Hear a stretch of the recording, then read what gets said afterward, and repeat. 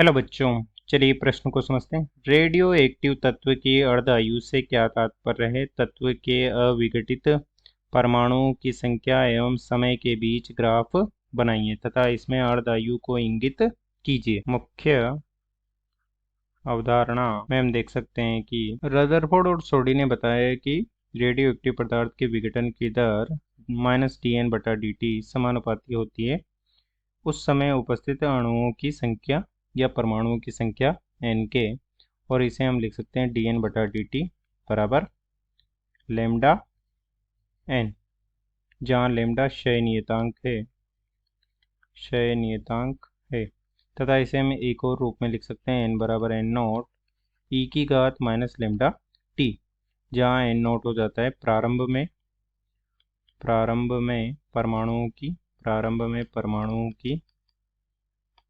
परमाणुओं की संख्या तथा n हो जाता है t समय पर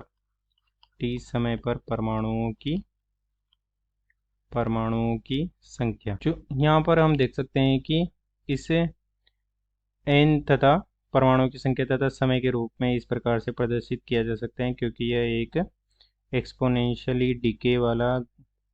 समीकरण है, तो इसे इस प्रकार से प्रदर्शित किया जा सकता है। यहाँ पर परमाणुओं की संख्या तथा इस समय के बीच में एक एक्सपोनेंशियली डिके के रूप में प्रदर्शित हुआ ग्राफ होगा इस प्रकार से, जहाँ पर प्रारंभ में परमाणुओं की संख्या n0 तथा अनंत पर जाकर परमाणुओं की संख्या 0 हो जाती है। इस प्रकार से एक एक्सपोनेंशियली डिके का ग्राफ हमें प्राप्त होता है। अब चलिए अर्धायु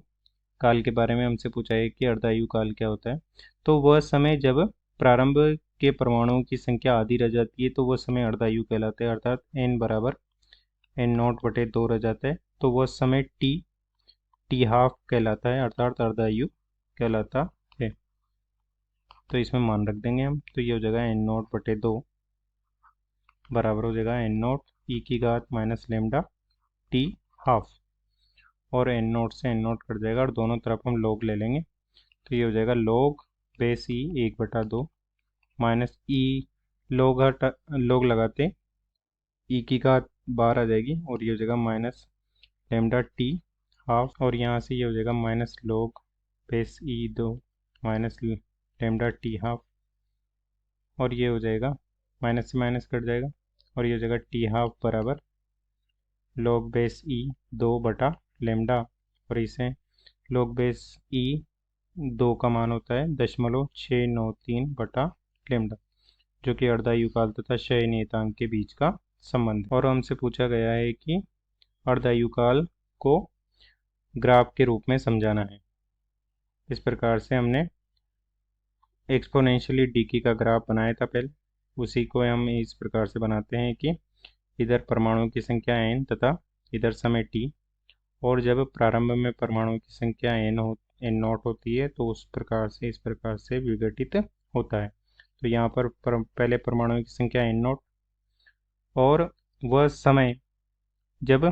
प्रारंभ के परमाणुओं की संख्या आधी रह जाती है, अर्थात माना कि यहाँ पर n0/2 है, अर्थात परमाणुओं की संख्या आधी रह गई है, तो ये जो समय होगा वो प्रथम अर्धायु काल होगा, अर्थात पहले अर्धायु काल में प्रारंभ के परमाणुओं की संख्या की आधी रह जाती, और फिर जब इसे प्रारंभ के परमाणुओं की संख्या मान लेते हैं, अर्थात n0/2 का आधा भाग हो जाता है, तो माना कि ये n0 का आधा भाग हो जाएगा n0/4, तो वह समय दूसरा अर्धायु काल होगा, अर्थात 2 गुणा n0 t हाफ, जो कि दूसरा अर्धायु काल होगा। इस प्रकार से हम अर्धायु कालों को प्रदर्शित कर सकते हैं इस एक्सपोनेंशियली डिके ग्राफ के ऊपर। अतः दिए गए प्रश्न को हमने हल कर दिया है। आशा करते हैं आपको समझ में आया होगा। धन्यवाद।